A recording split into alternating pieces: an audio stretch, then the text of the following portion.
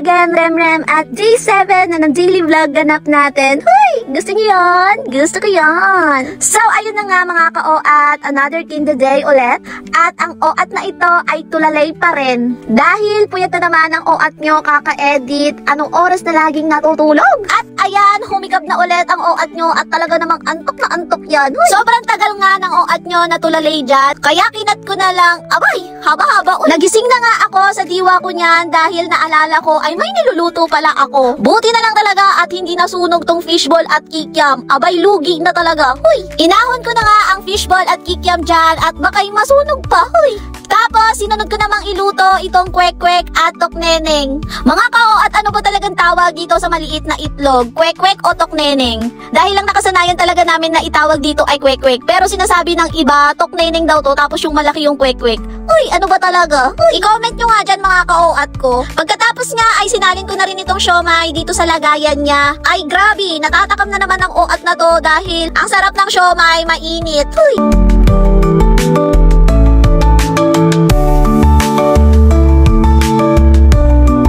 Pagkatapos ko nga sa siomay ay sinunod ko na rin tong pangmalakasang kanin natin. Uy!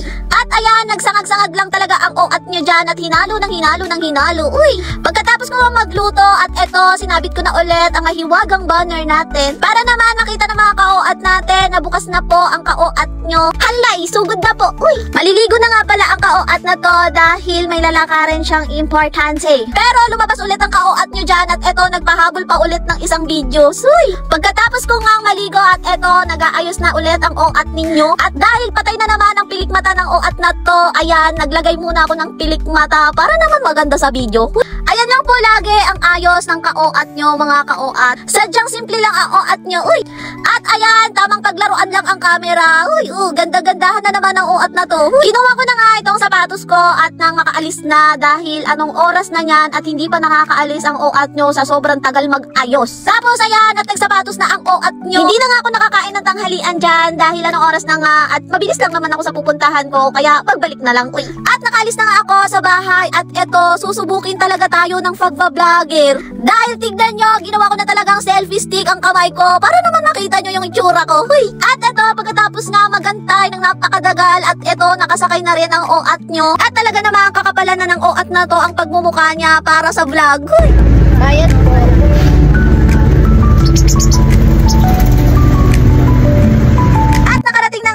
Dito sa pupuntahan ko, yes, opo, kung yung nakikita nyo po dyan po ako nagtrabaho pero hindi na po ngayon. Dahil po siguro may nakalaan si Lord para sa akin at baka ito na yun, yung pagbablog. Pagkatapos nga ay dumaan muna ako dito sa SM at may bibilhin ako na tsak ikakatuwa ng OAT nyo. Pumasok na nga ako at hindi ko alam kung ibababa ko ba tong cellphone ko o hindi dahil nahihiya pa nga ang OAT nyo. Pero sabi ko na lang sa isip ko, hindi naman ako kilala ng mga yan. Sige, tuloy lang sa pagbibideo. At hinanap ko na nga yung install na pagbibilhan ko at ayun, nakita ko rin siya. At andito na nga ako at yes, ayan po ang pabango ng asawa ko. Kaya naman, i-polo sport ko kayo? Meron po. Magkano yung ano po? 6 ay 85M. Gano'n kalaki yung 85M yan?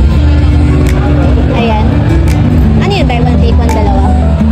Maybe na lang siya ma'am, dalawa. Okay. Pero selected lang. Paano? Magkaiba? Ano naman yung isa kong sakal? Yan ma'am, ito lang po yung pwede. Pero pwedeng polo sport, tapos iba yung isa iba na lang. Yung isa ma'am, pwede polo sport. Pero yung isa dito lang po sa dalawa. Pwede pang. at ayun na nga, nabilang ko na rin siya nito at nagbayad na rin ako. At uuwi na ang OAT na to dahil pagod na agad ang OAT nyo. At pagkadating ko nga sa bahay at eto, kumain na rin ako at todo chismis na sa asawa niya kung anong naging ganap niya. At ayan, tag nyo yung mga kilala nyo na ganito magkwento with hand gesture pa talaga. Pagkatapos nga namin kumain at eto, akala ko magpapahinga ako, yun pala ay editing time.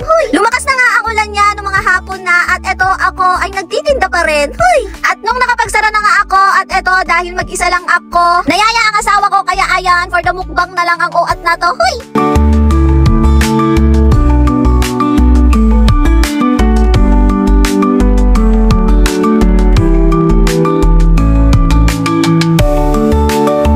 At nung nasa kwarto na nga ako at dahil mag-isa lang ang OAT OAT nyo, ayan, nag-iisip talaga na naman ng kalokohan yan. Uy. At ayan, nag-iingay na naman ang OAT na yan. Dahil kapag kaandyan talaga yung asawa ko, tapos nag-iingay talaga ako pag gabi na matutulog na siya, ay, hindi talaga ako nakakapag voice over or hindi talaga ako nakakapag-ingay. Tapos, habang nagsushoot nga ako niyan at ito, may batang tuwang-tuwa dahil sa ilaw.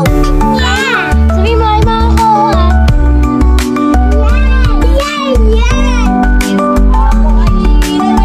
So, ayun lang muna for today's ganap mga ka-OAT. Kung nag-enjoy kayo, don't forget to like, comment, share, at i-follow ako para updated kayo sa mga next vlog. Bye!